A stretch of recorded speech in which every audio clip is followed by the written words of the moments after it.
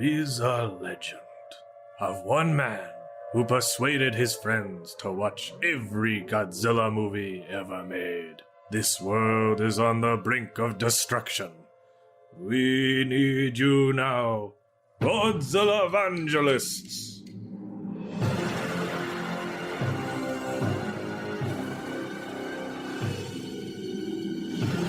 Godzillavangelists, a Geek Stew Network podcast, produced and hosted by Ryan Sargent, featuring Sam Schlenker and Joanna Brodecki.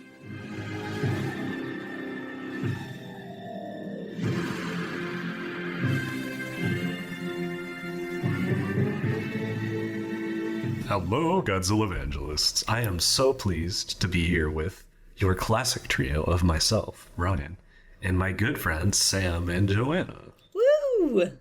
I haven't said Skryonk in so long, Ryan. It's time to commit. Yeah, warm up, Sam. I've never been able to do it. Never been able to really do a Skryonk. It's like, You know what? That was better than your previous attempts. That was pretty good. I feel like the energy is back in your lungs. Yeah, the energy's back. Yeah, no, I took a long hiatus just to let my lungs recover. Breathing in radioactive fumes. Mm-hmm. Breathing out the bad vibes. Yes.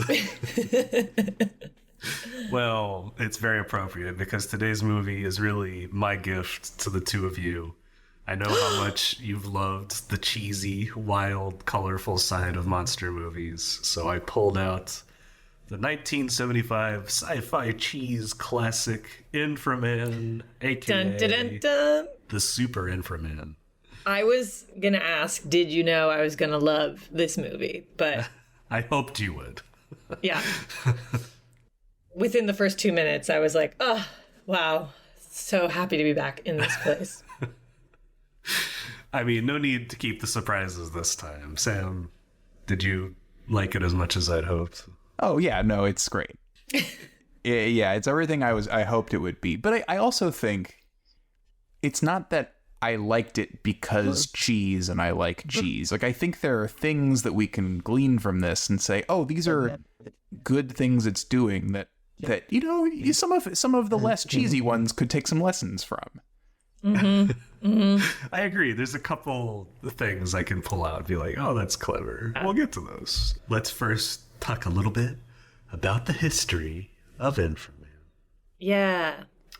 This comes from Hong Kong, care of the Shaw Brothers studio, which was kind of the dominant Chinese movie producer from the 1940s into the early 1970s. They actually had the largest physical movie studio in the world at one time. Just huge city full of sets. They set a lot of standards for the classic kung fu movie. So when you think of a lot of the classics, that's all Shaw Brothers stuff. Okay, yeah. At this time, the early 70s, their early to mid 70s, their star was kind of fading a little bit because one, Mr. Bruce Lee had struck out on his own and joined the fledgling Golden Harvest studio. So Golden Harvest had a huge boom, and they carried it on by bringing on Jackie Chan, Sammo Hung, the Hui brothers, like all the big Hong Kong stars of the 70s and 80s, including John Woo's first big movie was for Golden Harvest as well. Which one was that? Was it Hand of Death? Yeah. Yeah. I guess Ryan's teeing me up for a connection here, but the very small connection to this is that I have spent the better part of the last 2 years working on 2 John Woo movies, and one of them is coming out in December, and probably by the time this comes out, you'll have heard more about it. As of us recording it, a Deadline article just came out about it, but it'll be December 1st in theaters. So yeah, but he was I think an assistant director for the Shaw Brothers studio, if the internet is to be believed, initially, but then I don't know if he directed anything for Shaw Brothers, but he definitely did for Golden Harvest, like Ryan said. Yeah, so Golden Harvest had all the cards at this point in the 70s. So this left Shaw Brothers looking for new things to try because they were getting beat out of the martial arts genre big time. So they gave the green light to director Hua Shan, and again, I apologize for all my pronunciations, and producer Run Run Shaw, who promised to make what they called China's first science fiction film. Whether that's true or not, I kind of doubt. But Right. Yeah. what they really wanted was a piece of the Japanese superhero pie, because Ultraman, Kamen Rider, and all those shows were huge hits in Hong Kong, Singapore, and other East Asian countries that Shaw Brothers had a direct market to. And Run Run Shaw saw dollar signs. So he basically envisioned the big screen spectacle version of Ultraman. And apparently it was a very rough shoot. The guy who played Inframan, Danny Lee, described the shoot as excruciating and exhausting. Well, because they made him do 12,000 flips over the course of one movie. I know, he did an unbelievable amount of flips. I'd be tired too if I had to flip 7 times each time I thought I was only flipping once. And I do have one funny, sad story about it. One day while they were filming, his boots caught on fire, and the people rushed in to put it out, and the production photographer was like, wait, let me get a picture first. They had to wait to let him take a picture of his boots on fire before they could rescue him. Did they get in any trouble for the closeness, like thinking about the costume, the red of Ultraman and the red of Inframan? I don't think so. There were no legal challenges that I could find. I guess it was just distinct enough, but there certainly is stuff that you can pick out. It's so close to Ultraman. Yeah. I love that they're like, all right, we're going to elevate our fight scenes by just putting everyone in monster costumes. And that is our next career direction. It worked out for me. I was there for it. Not to mention, you said his boots caught on fire. I mean, the pyrotechnics in this movie, that opening burning city was like, did you just put the whole city on gas burners? Like, that is so much fire. This is great. Yeah. There's a lot of fire in this movie, a lot of explosions, and a lot of flips. Pew, pew, pew, pew, pew. No. Eventually, they did finish filming in 1975, and was this the rescue, the new direction that the Shaw Brothers needed? No. It proceeded to lose money at the box office in Hong Kong. No. Yeah. However, Shaw Brothers was able to sell the movie at the Cannes Film Market, and it was released in the US in 1977 and garnered fans, including former guest of the show, my father. I was going to say my dad too, I believe. Any shout out to the dads? Roger Ebert and Janet Maslin, two of the most prominent critics of the time, both thoroughly enjoyed it. And I have a couple quotes from them here. So Ebert said, "This movie's totally, almost joyfully absurd. When they stop making movies like Inframan, a little light will go out of the world." Oh. This is why he's my man, the closest critic to my heart. And Janet Maslin was a little more ironic in her appreciation. But a week's worth of fiddling of the late night television dial might never turn up a monster movie as deliciously awful as Inframan. Inframan was very energetically directed by Hua Shan, who likes to shake the camera every time the earth is supposed to be rumbling and favors many clever money-saving tricks along the same lines. Wait, did you see too that apparently he upgraded 22 years after Robert Ebert upgraded his rating to 3 stars from 2.5? Yeah, I did. I love that. I love that Inframan was just on his mind for that long. I mean, that speaks to something too, that he's like, you know what?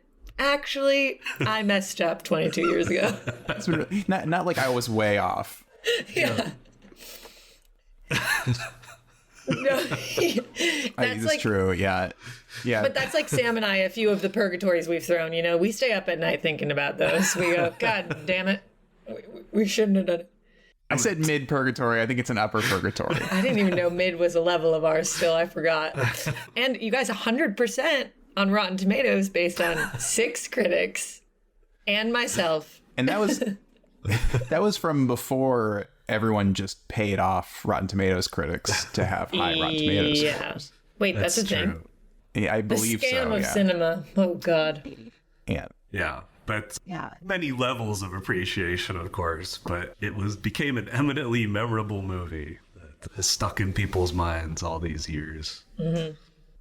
Now, I was a little short on time, but I don't want to let the people down, so I'm going to read the Wikipedia synopsis as the synopsis this time. So I'm counting on whoever read this. Okay. Sound effects at the ready, my friends. Okay. In 2015, didn't know that. I did not know that. That's hilarious. In 2015, Princess Dragon Mom awakens from 10 million years of dormancy and plots to conquer the Earth. She destroys a few major cities in China to prove her power to humanity, who react in shock. Returning to her lair in Inner Earth, she awakens her army of skeleton ghosts and various mutants to wreak havoc on the surface.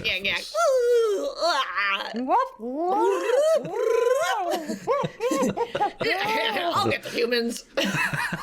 No, let me kill them, princess. So many great mutants. I We'll get loved to that. them. I was waiting for that for a long time. The head of the science headquarters, Professor Chang, has completed the BDX project, a potential countermeasure against Princess Dragon Mom. In the headquarters' secret laboratory, he transforms Reima, a high-ranking SH officer, into the bionic kung fu superhero Inframan. I wish that was my description of my superhero capabilities. Bionic kung fu superhero. That's fantastic. Yep. Come on, somebody make those like whistling sounds he would make every time he jumped or flew. Wait, I was so distracted by the mutant monsters' grumblings. The solar-powered, red and silver armored Inframan has both enhanced strength and combat weapons. Thunderbolt fists! Thunderball fists. Once Inframan destroys the princess's various monsters, he decides to steal the professor's blueprints of Inframan in hopes, it's a little awkward, in the hope of discovering his weakness. Meanwhile, the professor introduces Thunderball fists, Thunderball gloves capable of destroying any substance known to man, as well as covering up Inframan's weakness. The princess decides to coerce the professor, capturing his daughter in order to blackmail him into creating an Inframan for her. The professor agrees to go to Mount Devil for a meeting. That's the princess's house, of course. When the professor refuses to make another Inframan, he and his daughter are frozen. Inframan and the Science Patrol decide to rescue both, which leads to the climactic battle between Inframan and Demon Princess Dragon Mom. Ooh. Flying dragon. Woo! In a flying human in a dragon suit.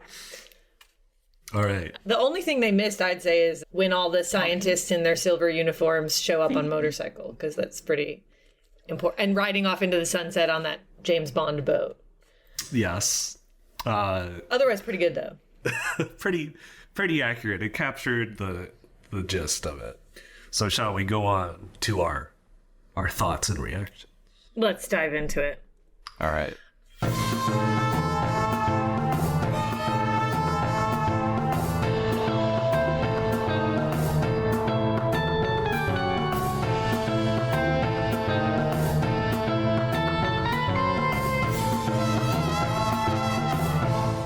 Shall we go through our characters as is tradition? Yeah, first I just want to start off by saying that the movie right from the bat, the opening credits, the flashiness of it, the colors, the sound, I was excited right off the bat. And then when 90 seconds later they introduced a van full of children, I was like, oh, this is going to be a fun one. But I will note that then immediately after that, it got incredibly dark with the driver of the bus falling down a cliff and just jumping so quickly to a burning city with like not too much context, just it's nighttime, the city is fully immersed in flames. Yes, I know when I traditionally compliment these movies for getting off to a fast start, like throwing us right in with the characters, this may have been cranking it a little too far, like cut from bus falling into valley to cities burning, and you can't get your bearings for a minute. It was very fast. It's because they needed to save all the time for fighting in the costumes. Of course. That's why. So they had to just jump quickly. This movie was good at efficiency beyond the fighting, very good at moving plot points along speedily, I would say. Characters, though, yeah, who do we want to start with? I mean, it has to be Rayma, aka Inframan. You're right. Actually, that's probably who you should start with. This is really quick. So these operatives in the silver suits, of which he is one, they are scientists who all do kung fu? Yep. That's accurate. Okay. That's how all science works. If every scientific lab didn't have white lab coats but had these little outfits, that would be a really joyful world, I think. I like that when it cut to them, yeah. I was like, oh, these are the aliens in space. And then 2 seconds later, I was like, nope, these are the scientists. Never mind. Because I feel like... and thankfully the aliens in space had even more insane costumes. That's true. So. Or wait, were they underground? Or they were underground? It was unclear, because sometimes I think they forgot halfway through, because she starts calling them Earthlings. But at the beginning of the movie, they talk about her emerging from before the Ice Age after being, like, sealed underground or something like that. That's another point I wanted to say, just like quickly. The scientist, he got out the key scientific plots of the movie within 3 flat sentences. There was no further explanation. He was like, 10,000 million years ago, they were all buried underground. They were superhumans, and now they're back. And I am a fan of when the movies do that, when they're not spending 10 minutes going into the nitty-gritty scientific details, when they're just like, listen, here's what happened, take it as it is, this is what we're running with. So I appreciated him for that. Yeah, we talk about this being too fast-paced, I shouldn't say too fast-paced, but very fast-paced, and like we don't have our bearings. I think that the editing, there are times where the editing is crazy, and it's kind of probably because of holes in what the thing they shot was. Like people, kicked, and all of a sudden they're on the ground, and we don't see them fly through the air. And I'm going to assume it's because we don't have that. They didn't have that, so it was what it was. But I actually thought like the editing was more modern than a lot of the other 70s monster movies we've seen. I thought there's a lot of stuff, like simple stuff, like you don't see stuff fully exit the frame. If someone's riding by on a motorcycle, we don't just have them pass and then sit on an empty street after they pass. Stuff like that. That's like probably because kung fu movies were probably on the cutting edge of editing at that point, I would assume. So shout out to that. It was nice. Maybe you could say that it goes beat by beat, it goes incredibly fast, but it never drags even in just within a scene. I didn't think. I thought it was all pretty like modern and snappy. So I was here for it. I'd also compliment the editing. I think it has a lot to do with why the movie stays entertaining despite how repetitive it is. Just because like visually it's like snapping along at such a pace that you can't like catch your breath, which is helpful once you know what's happening, but it's just at the beginning it's a little bit disorienting. Right. It's like, where are we? Right. His character, he very quickly decided, yes, give me this, I'll sure adopt my life and become Inframan. I thought that was really speedy. He didn't even have a second to think on it. Nope. His character, he didn't have the sense of humor, but he didn't need it because the rest of the movie had so many kooky characters going on that we did just need him to be the kind, sweet uncle of those children, maybe. Unclear. TBD. Unclear. Maybe the uncle, an uncle-like figure. He was a good guy. He was laid out like Jesus when he was getting his, injection put into him, and he was ready to put on the red suit and sacrifice himself for the cause. So I was here for. I liked too that he spent majority of his time just in regular human size. That's so much of the movie was just regular human size people fighting on a kind of dusty surface. Yeah, I forgot there were only 2 giant monster sequences in this. Yeah. Only one of them involving Inframan. But still, I'm glad we did it. But yeah, that was my main takeaway from him, is just the most enthusiastic guy. Professor Chang is talking about, like, you may die, like, this is going to warp your body forever. You're not going to be human anymore. And he's like, sure, let's do it. What are we waiting for? Right. And then when he tells him about the Thunderball fist, he gets so excited. The joy of thinking about having thunderbolts for hands. That was so sweet. His costume too, pretty, he bopped around pretty quick. Such a handsome, athletic man. He seems to hate his life a whole lot, to just want to be someone else right away. And go for it. Yeah, I'd say as a hero, I was down for him. Yes. I liked that when he jumped up and his feet caught on fire, that he told us he was going to do a fatal kick, so we knew that it was fatal. He loves calling out his moves. Classic anime aesthetic. And then there's Professor Chang, who, for most of the movie, up until we meet his kids, seems like a complete sociopath. Because there's one part early on when a volcano erupts and somebody runs up and this, like, 10,000 people are dead. What are we going to do? And he just says, oh. And then he changes the subject. It's like downright horrifying.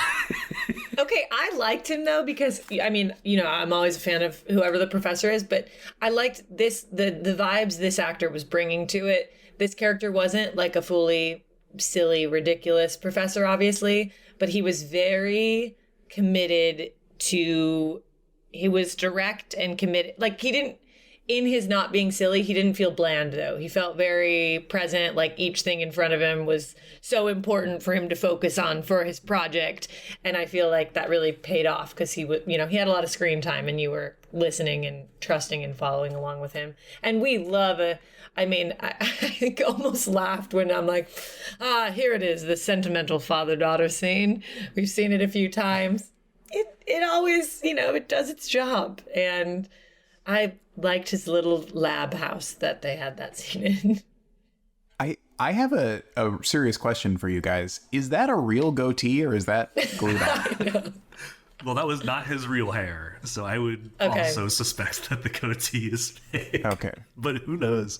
Yeah. But for real, the 3 sentences when he was like, listen, they're from 10 billion years ago, they're under the ground, and now they're back. I love a succinct scientist who's not using too much jargon. He's using regular human talk, getting the point across. Yes, he's the Leslie Nielsen of our comedy, as it were. He's playing it dead serious, and that's the way he needs to play. Yes, exactly. Let's get to the monsters. The villains, sure. Oh, yeah. Princess Dragon Mom. What a name, first of all. What a name, what a wig, what a silly dragon costume to dart in on. And this, whoever did I loved all of the ridiculous, the layer, like the set design and the costume design. Give awards to these people because they seemed to have so much fun. And there were so many little details to building out. Like there was like a smoking dragon on the side or a dragon fountain. It kind of gave me like Austin Powers vibes. Oh, yeah. In a way that I loved. Yeah, they didn't have money for this set, I don't think. But what they lacked in money, they made up for in spooky decoration. Yeah. And same with her costume. You keep finding details of. By the way, in the subtitles for the version I saw, it was Princess Elzebub. Okay, yeah, I think that was the Chinese name. I read that as Elizabeth, and that honestly better name. But I can't hold that against the movie. But yeah, you keep finding new details of her costume. Like I kept being surprised by something. There's so many choices. It's like the blonde. You forget that she has blonde hair. Because like you find that she has like and kind of pink hair, pinkish blonde, and she has like a pink. She has a pink wig, a blonde wig and a pink like gauzy. That's right. Cape. So part of her hair looks pink because of that.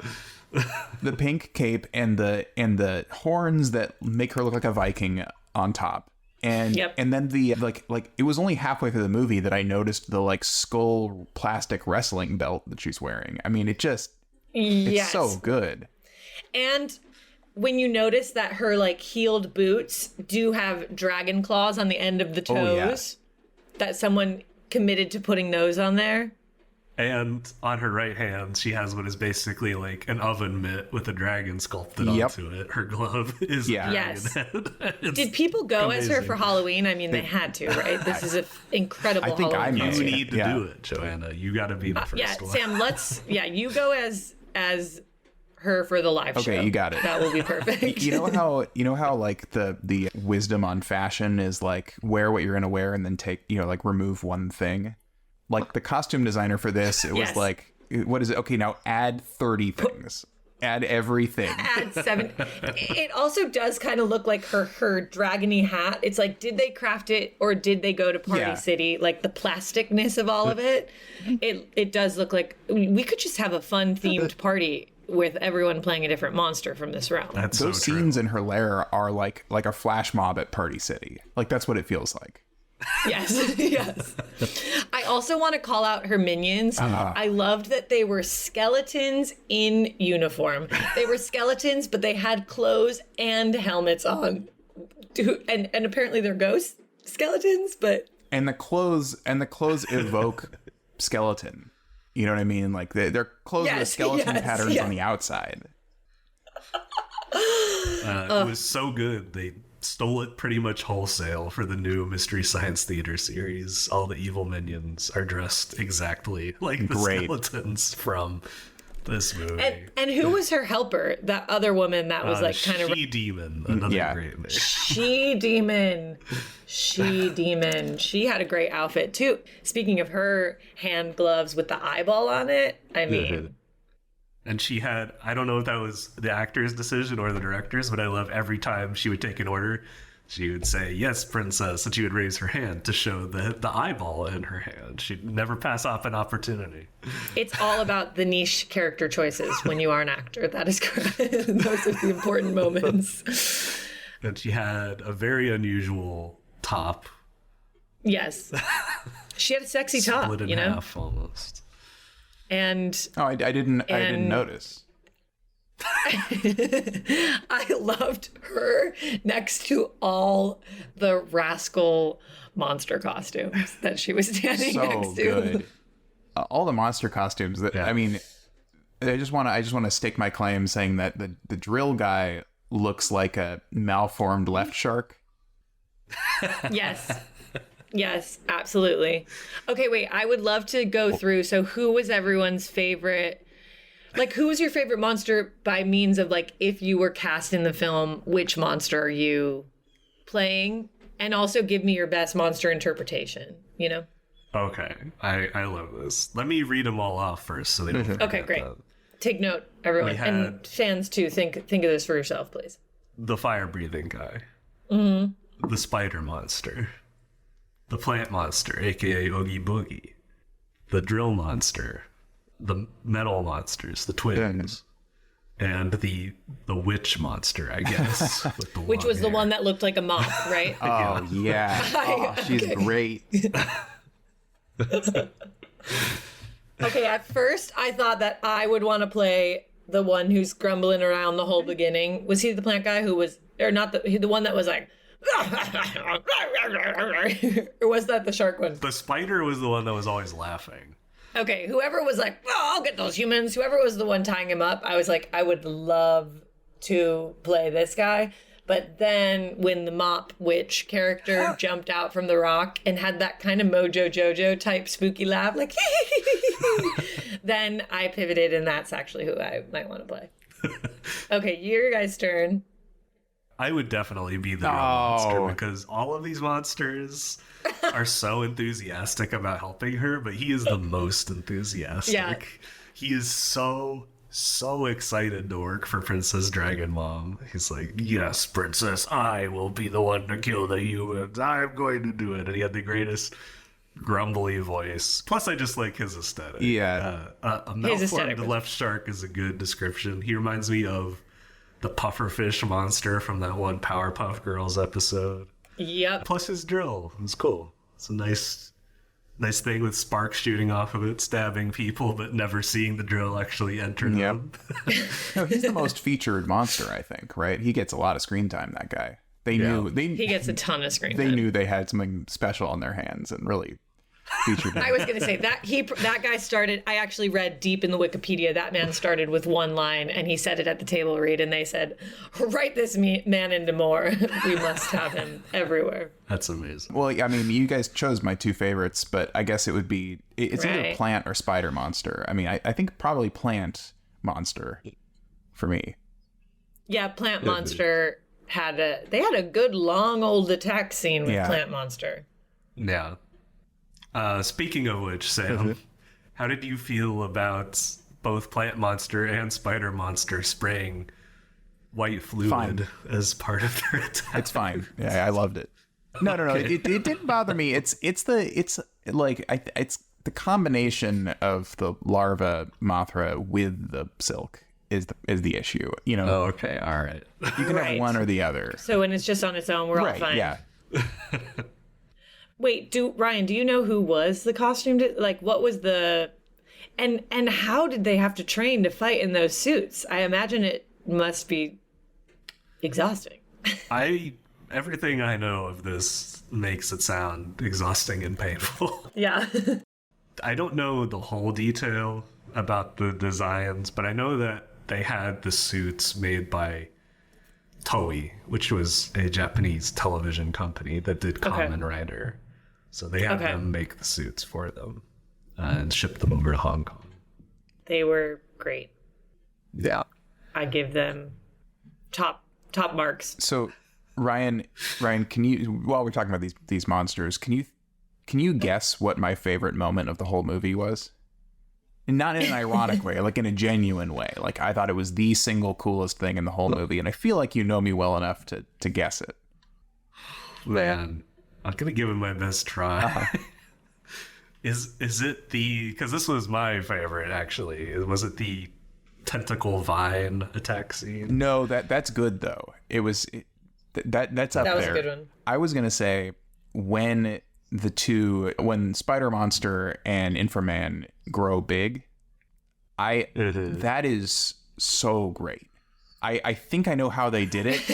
It's such a good effect. It's like the perfect. It's like it's so simple. It's brilliant, and like if you're gonna make someone get giant, like that's the way to do it on no budget. Because I think. How did they do it? It's pretty smooth. I think, I could be wrong, but I don't think they like composited or anything. I think that they put a bunch of miniatures in the foreground. So like the power lines and stuff are like 1 foot tall. Use super deep focus on the camera so that, basically the people who look tiny in the scene, they're probably like 80 feet away from the camera, something really far from the camera, and they look tiny, but they're still in focus. And I think that you can't see their feet.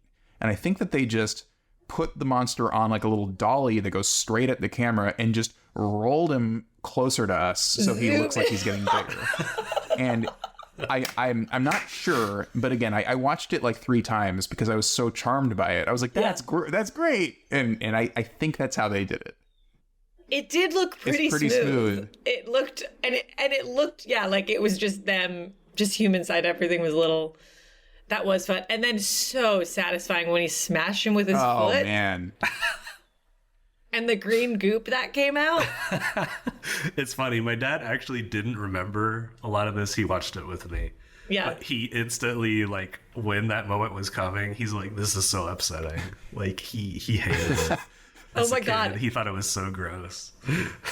I was actually going to ask what this is. Is this a kid's movie? Because it's like kind of bleak for a kid's movie, but that bug squashing moment made me think immediately of my nephew. I was like, and see, whereas your dad was like, this is devastating. My nephew would be like, awesome. Wow. No, it was very, I feel like effects in general, nothing took me out of it, I guess. Like, nothing felt like, oh, that was really bad and took me out of it. Like, for the world that was created and the enthusiasm with which they were going at it with their silly alien or underground set and costumes, I felt with it the whole time. And maybe, like you were speaking to earlier, that is kind of a part, too, of, like, the editing that was taking place, keeping things moving quick. Yeah, yeah. How many minutes of fighting do you think they had? More than the Godzilla movies, I think. Yeah, they had so this movie was 94 minutes long. I don't think it's an exaggeration to say that people are fighting or on the way to go fight for about 70 minutes. Yeah. That's true, because they're either jumping on the tentacle, they're riding their motorcycles through the crowd of monsters. I'd say it's a little less. I don't want to get pedantic here, but I think there are enough scenes with the professor that are just long enough to add up, personally. But I hear your point. Sure, that was just a ballpark. I am saying 24 minutes that have nothing to do with fighting. So that's a whole 24 minutes, man. In an entire movie. Wow. What? No, I like that. To Joanna, I kind of agree with you. I mean, that I would say that the effects are probably cheaper here. Certainly, the costumes are cheaper here than a Godzilla movie. Than even your probably cheapest Godzilla movie would be my guess. But I liked the creativity with the kinds of effects they went for. Personally, so it's like there are so many of them, and there's so many different kinds of things they're just throwing at you. And like again, that I think that the one where they made him big is the one that probably was the most successful. And stuff like the plant monster drilling into the ground might be a little less successful. But I'm so I don't know. I was so charmed by the variety of things they were trying, and I don't want to turn this into an attack on the Godzilla series, because it's not, but I do think that I sometimes wish that they just went for different kinds of things. I think sometimes they kind of settle into a groove of hey, look, yeah, it's we're doing miniature cities, we're doing giant monsters, and we're gonna film it. And it's I sometimes wish that they did stuff like crazy foreground miniature, power lines, in front of the scene to make us really warp the perspective of what we're seeing, or just get out of the box a little bit. And this just kind of threw everything at us, and some of it worked, and I was here for it. Yeah, to take it out of the comparison zone, ingenuity is fun, even when it doesn't always work. We like that in every movie we see. But yeah, you're right. The plant monster going into the floor was the one effect I laughed derisively at, because it that was not great. And it was funny because I felt like if they had only cut in later, it would have looked cool, actually, because when they do the reverse and the vines start coming out of the floor, it actually looks pretty good. Yeah. So I feel like if they had just had the actor dip behind the counter or machine or whatever he did, cut to the vine coming out, I would have been more on board. So that's the only one that I was like, you mean versus showing the slow descent and into the cake batter or whatever. I liked that slow descent. I thought it was funny. I'm assuming that he emerged from it and they reversed it, and yeah, it was too long and slow. But I don't know, I don't mind things looking silly if it's kind of a wild idea. So a lot of this stuff, I may sound like I'm contradicting myself because I criticize stuff for being silly. I love the sets. We talked about the evil lair, but even the science headquarters are just gloriously silly with those big Tetris screens, the communicator disco balls. Yeah. And those big, medieval type hallways, those big arch stairs that you're these guys are in an office. Why is in real life, these people are just in a little office somewhere in a suburb of something, but going for that layer as well was fun. And also too, kind of the pulling different tricks out. I feel like even with the layer, they had the, we're going to throw you into lava, but they held out the ice until closer to the end, so she even had new little tricks she was pulling out of her pockets in her Austin Powers-esque layer that she had. Yeah. I think too, just I felt so, obviously within 1 minute with the intro, I was like, okay, I think we're going to be back to this kind of space of the cast is big, but the core character group is small. The motivation is simple. The motivation for the alien, is not anything beyond I'm going to take over Earth and kill the world. It's not I'm going to take over Earth because of XYZ, and it's simply she's going to. The motivation of the lead scientist is just I got to save the world, and also I have these kids that I care about. And I think that I was happy to be back to a place where, when we think about like the Millie Bobby Brown one, where we in present day we have all of these films with all these characters who have all these deep backstories, and everything is so serious. And it was a nice moment to be taken back to when everything was more lighter and everything plot points were very simple. It's kind of ironic that you point that out, because I feel like the Millie Bobby Brown ones are the modern version of this. Although, yes, I wish they push it even further and be even But sillier. I guess like Kyle Chandler in that film is not, you know what I mean? Like everyone's so serious. There's like much more self-seriousness, I feel like, to them. That's true. And I wonder how an audience today would receive if the new film, was just fully like this. Silly. Yeah. I wonder. I would love to see it. Yeah. Something that I noticed throughout the movie and made sense when I started looking at some of the actors' reactions is some of these stunts are just downright stupid, dangerous. There's one early on where Rima is rescuing a kid from a burning building, and someone throws a real fireball at him so close that he has to turn his head to dodge it while he's carrying this child. Wait, was that when... Oh, I love that moment, too, when he jumped from a 2-story building and landed perfectly fine on his... Was he already Inframan at that point? Because I didn't think he... Right, okay, cool. I'm like, did that human just jump unscathed 2 stories and land on his feet? Wait, they had real fire thrown at him, though? Jesus. Yeah, if you look at the shot right before he makes that jump, someone throws, like, a burning rag at him or something. And you know what? You feel it, and that's one of the things that makes this movie really enjoyable. I mean, like, I'm not even kidding. There's a reason why like palpable danger is exciting. I'm not saying that like everyone should throw burning rags at each other, but like that does right. It does come across on screen and make it fun. It does. I'm just like this would not fly at all now. The other one that I noticed immediately was Joanna doing one of his series. He does like 5 flips in a row, lands, and dodges a blast from a real-life flamethrower. Yep. Which was nuts. Like, I'm sure like the blast didn't look as close as... I'm sure the blast looked closer than it was in real life, but regardless, I was like, they gave that guy like 1 second to react. If he had not hit the right mark. He should be in the Olympics for this level of... Wait, I actually can't even... Just thinking about being on set for like a 12-hour day and also filming those scenes multiple times while doing that physical level of... That's insane, actually, to think about. Yeah. I wonder how long they shot for. How many days they... Stunt actors are crazy. Like this, there's still people who do stuff like this. Like they're probably tighter on the regulations on some things, but I think there's more of that kind of stuff than you'd think still going on. Right. The difference is that they would add 7 more CGI fire flamethrowers, and the one real one doesn't feel as impactful. Next to it. I also want to give a shout out to the fact that I feel like, we did have some strong female leads and female call-outs. The whole alien crew led by women and her lead counterpart, a female.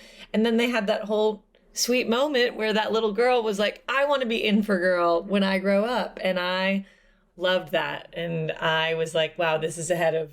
I mean, I know the scientists and everyone else are dudes, but we're at least getting to see some of that. Yes, so it's in this era. Surprisingly aspirational that they that they don't make fun of her for it. They're just like, yeah, someday you could be Infragirl, I guess. Right. We'll have to inject you with some stuff. The movie did so well in the US that the distributor considered financing an Infrawoman sequel just to be released in America. Time to bring it back. Yeah, now's the time. I loved too. Okay, speaking of effects, when he was quote covered in ice at the end, what do you guys? Was that baking soda? Like, what do you think that was? To me, it looked like a pile of baking soda. That's probably a good bet. It was pretty good. It was flaking off almost like ice. Like, I almost wonder if they really did throw the costume in a freezer for like 30 minutes and then put it on him. How would he get it on though? Then, these are the tips and tricks we need. I don't know. There are moments where I'm like, how did they do that? Which shows that even in the cheapest movie, when you do practical spur of the moment effects, you can do some wild stuff. That moment when he was cut, like, made me, some inner part of me went, oh, I want to make a short film with silly practical effects. Because nothing is more fun than when you're like trying to make fake blood or whatever it is. Like, those are some truly joyful moments in life. Yeah. There's great sound design too. I love the high-pitched monkey whoops that the skeletons let out when they're getting punched around. When did this come out compared to Jason and the Argonauts? This was 12 years after Jason. All right. It was just giving. I mean, I guess now anytime I see skeletons, that's all I'm going to think about. You got it. Yeah, I was going for the monkey whoops during the sound effects section, because there is a scene where he's fighting those skeleton guys and you've never heard so many whoops in your whole life. I was looking up too, and the composer, because I liked the soundtrack as well. I liked, obviously of the era, but the grooviness of it and the kind of dun, dun, dun. I was here for all of it. The composer is also a martial artist himself. Martial artist, actor, film director, producer, action director, and composer. Like, good for Frankie Chan. He's a multi-hyphenate talent. Doing the most. And his score kept the fun going along with the rest of it, I feel like. Yeah. They never ended up doing anything else, though, with the franchise. I guess it's not a franchise if it was a one-off film. Never mind. It was a one-off. They did try one more monster movie the next year, which was The Mighty Peking Man, which we were originally going to cover with this, but schedules are busy, yada, yada, yada. We'll just have to imagine what that one would have been like. But that was basically like a King Kong ripoff and a little bit more of an adult movie. Okay. But neither of them did well enough that like Shaw Brothers became like a big science fiction studio in the 80s or anything. Right. So then in fact, they stopped making movies altogether in 1986. So it wasn't long. They said this is done. I also do, I think I briefly mentioned, but I just want to give a shout out to cast members, just the whole of the science crew. They were fighting together a lot on their motorcycles and fighting the plant man, and I appreciated the camaraderie and commitment of that crew in their little outfits. So I just want to give a shout out to those boys as well. You just reminded me of the guy we didn't talk about yet, which is Tu Ming, the guy who gets brainwashed. Oh, yeah. The guy who gets brainwashed. Oh, that eye makeup on him. That sallow, hollowed out face. Just love the idea that they aren't just like immediately suspicious of him. Like he walks in there like a zombie and he's like, everything's fine. It's all good. I hit my head. I hit my head. Yeah, because he seemed pretty like animated before. Yeah, the secret is if you're going to hollow out someone's head, you choose the most dull and kind of gloomy person at the office so that no one will ever know. True. You choose the rainy day of the person so no one will have a clue. And then he just got incinerated so quickly. Forgot. Yeah, dropped down the Temple of Doom pit, just like She-Demon. Also want to give one quick shout out to the firecracker darts that Inframan had on his self that ended up being key to the plot point. But before I knew that, I just thought they were such a fun little ad. They were. But let me tell you about that. I started to get annoyed at Inframan at the end because he started to remind me of that one kid who wouldn't play the right way when he would pretend fight on the playground. Like if he would fire lasers, you're like, pew, pew, pew. He'd be like, well, I have laser armor, so it doesn't hurt me. And then if he tried to grab them, he'd be like, I have 10,000 volt armor. You're dead now. Ryan, are you saying he was too successfully built by the professor? He would never, there was never like a weakness. Like they brought up how he was powered by the sun, so she blew out all the clouds. That's true. They never paid that off. Relevant. at all. Like, he just refused to believe in any of his weaknesses. It's to bring it around to the James Bond series, which I can't help but do. It's kind of like Obviously. In the 70s, they would start just not even introducing a gadget that he would just suddenly have. So it was like he'd be tied up and being lowered into a shark tank, and then his watch would just start spinning like a buzzsaw and cut his, wrist restraints, and it would be like, I guess he had that. How convenient. Or at times, and I think this is even more egregious, they would set it up, but it would be such a specific gadget that you know exactly what he's going to inevitably get out of. Where there's a Pierce Brosnan one where Q is leading him through the lab, and he goes, you see here, don't you know that what I have here is a snowsuit that blows up and protects you from avalanches? And he'd be like, we haven't been in the snow once. And then, and then he goes to a mountain, and it's like, gee, I wonder if there's going to be an avalanche that inevitably he has to be protected from. That's what I was also going to ask. Did they intro those at all? Because the quote that they went back to when he's, when it beep, beep, when the top of his head's beeping, when they were like, Inframan, remember, use your little firecracker missiles and you will, if you ever get trapped in ice, these will thaw you. They didn't set that up front, right? No, okay. He's having a flashback to a moment we didn't see. It's so specific. Oh my God. I did, okay, because obviously, just to say, I loved the movie. I thought it was so fun.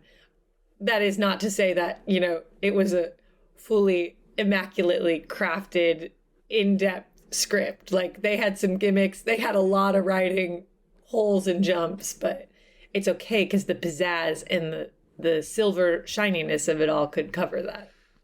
Yes. And I think, to be fair, there were times where I'm like, they know this is funny. Like, when yes. Professor Chang is on the yacht and there's a shot of him flanked by the monster and the skeleton, like, that is so a good comedy shot. Like, no, anytime those men in the shiny outfits came around on motorcycles was a comedy shot. Anytime the music went bump and they start coming around the corner, it was hilarious.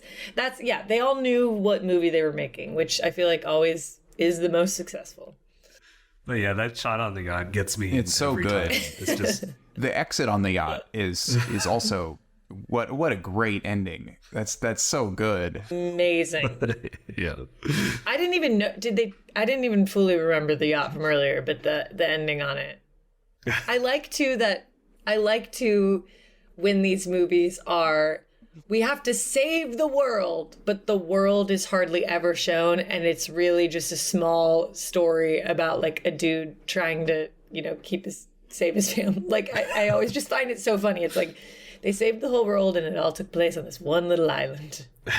Like, they kept alluding to monsters are destroying people, tens of thousands of people are dying, but they only showed it at the beginning, right? They didn't ever. Yeah. Kept it small. Yeah, they had to focus on the monster punch. Right. Well, I guess they had to keep it small for budgetary limitations. I think it's. I don't think it was a conscious choice. I think it was, hey, look, that's true. Can we show a large marketplace of hundreds of people, or can we show this one set with 8 guys doing flips? And right, yeah. And which is more exciting, really? That's so true. Very true. It's true. I mean, yeah, their athleticism always impresses me. Like, how they can do all these things on camera, even with wires. Some of the wire work is impressive. Just how they can fly through the air and flip and punch each other and crash into things. It's they're really yanking them on those wires too. Yeah. Those are like, they're not conservative wire moves. I mean, they're really getting like thrown around. Yeah. So I have a couple notes about the final battle. It's great. Little cute moments. I love the spring monsters getting tangled up like slinkies, because you could relate to that as a kid. You're like, oh, they're never gonna get untangled. And then, of course, Princess Dragon Mom being unable to be decapitated because she has unlimited heads. Oh, I forgot. Oh, my God. One of the most amazing... Just knowing someone on the side was just throwing a dragon head onto the set in between each shot. Oh, my God. And also just the vibes of, you're like, she is wearing a Barney costume. You know what I mean? Like, you're like, this is just a costume from Party City. And They're throwing the head off. And he tries it like 5 times. So there's like by the time she dies, there's like 5 or 6 heads just sitting around her on the ground. Whenever she run, like just the fact too that she doesn't like often fly in on. There are shots where she's just, or whoever's in the costume is just running in that dragon costume, with and you don't arms often spread see. Yeah, you don't often see a dragon just running with little human legs. Yeah. Oh man, a beautiful final sequence for sure. A great silly time had by all.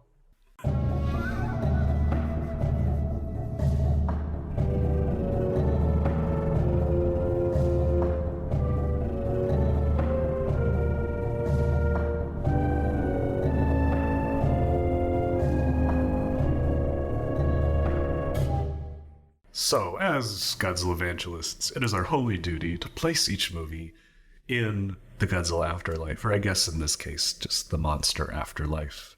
In heaven, hell, or purgatory, being in the middle. Depending on how much we enjoyed it. Take us away, Sam, since you've been gone. Since you've been gone. Well, it's a heaven for me. I think it's joyful and silly. And is it meaningful? No.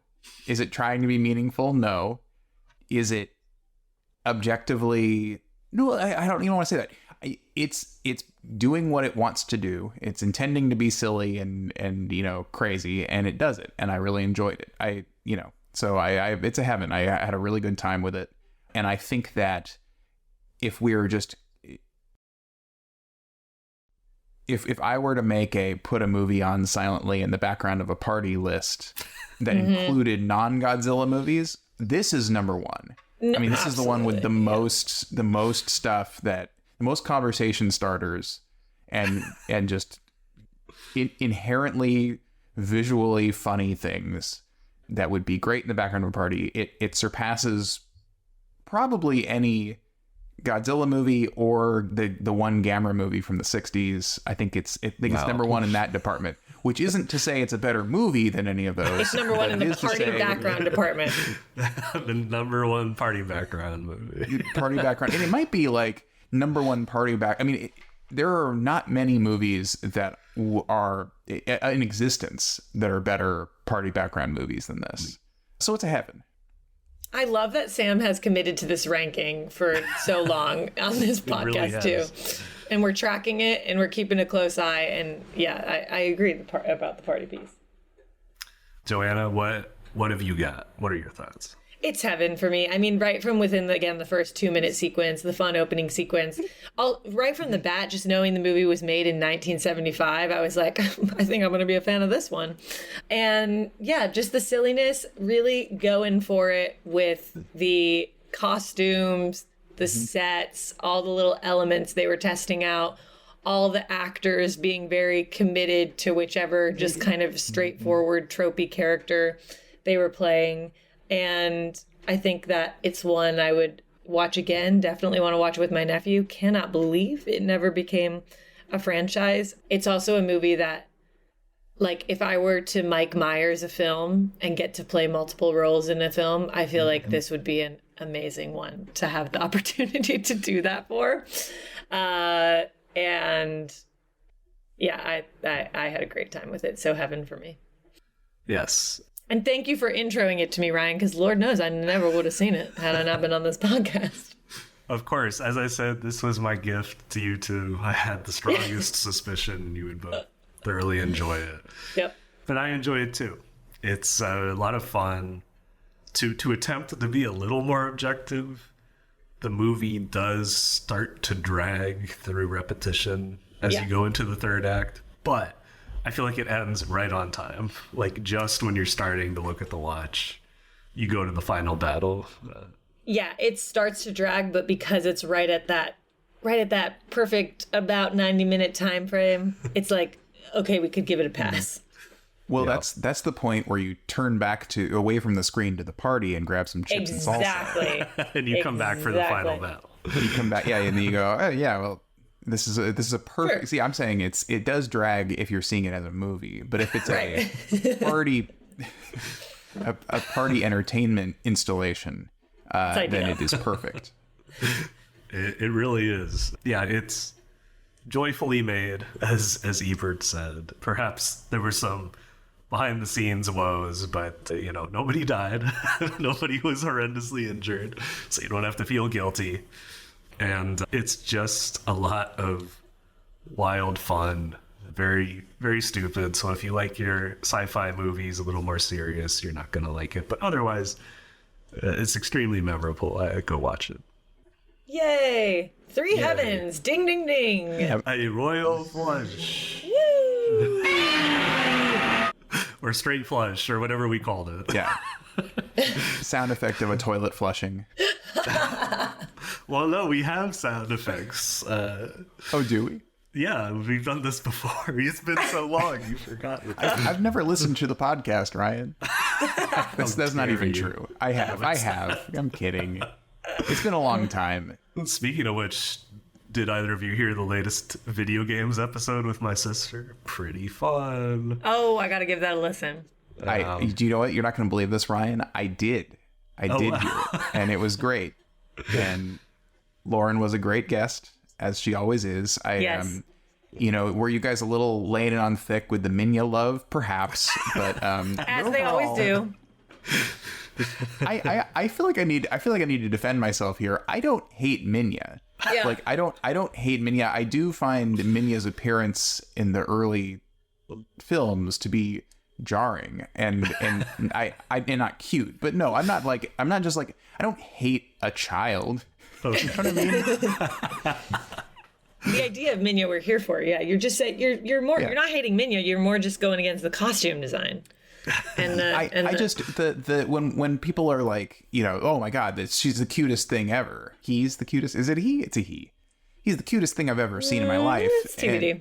And it's kind of like that Seinfeld with the baby, the ugly baby. It's like, I don't know that I agree with that, but yeah, no, I like Minya.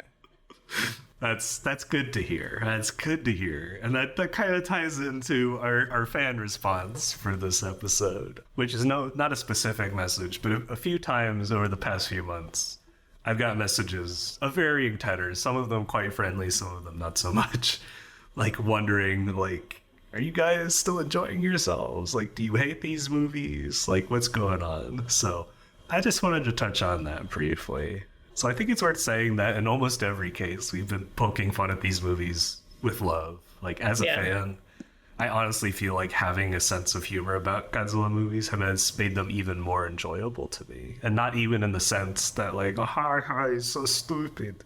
Like, it helps me appreciate the things they did on purpose to make them funny or interesting, or even the passion, the misdirected passion of somebody behind it. Because, I mean, even Sam, our resident meanie, has to agree that we have a kinship with the people who made these movies. We're all creators. We all love movies. Yeah, I mean, we've watched, we're keeping count, right? 267 films. So I'm not going to love all of them, but we are having fun. But also even like the franchises that are close to me, right? Like a new franchise I love is called Virgin River. The show's corny as hell. I could tell many flaws of it, but I still love it. And I think, that's just what we're going with for here. Yeah, and I mean, I agree. And also, like, I don't know. I think it's hard when you're watching all of them. We're in it. We're watching every single one, and we're looking for things to say about them. And a lot of times, almost any movie can have critiques, and I think it would get boring if we were only ever just loving, restating our love of them. But first off, we don't get tired of restating our love of the fans of the movies, because like it's cool for me, to see a series that has such genuine, like it's so meaningful to people, in a way that a lot of other series I don't think do. Like I keep referring these back to James Bond movies because I've seen all of them.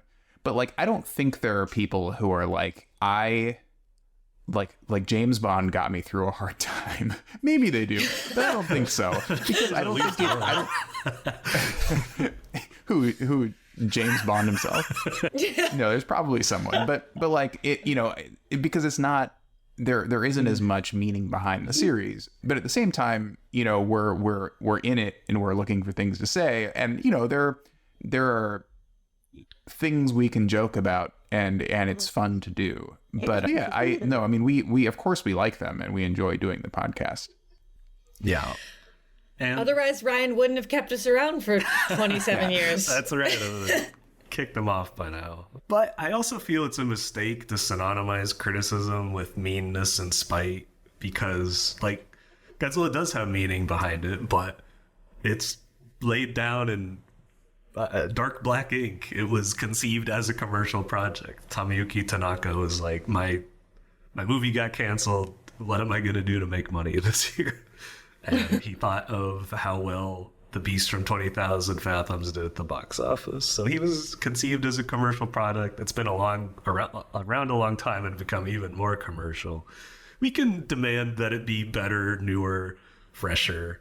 Like, just because we have points of criticism for a movie doesn't mean that we hate it or it's worthless. Like, it's I have points of criticism for stretches of the series.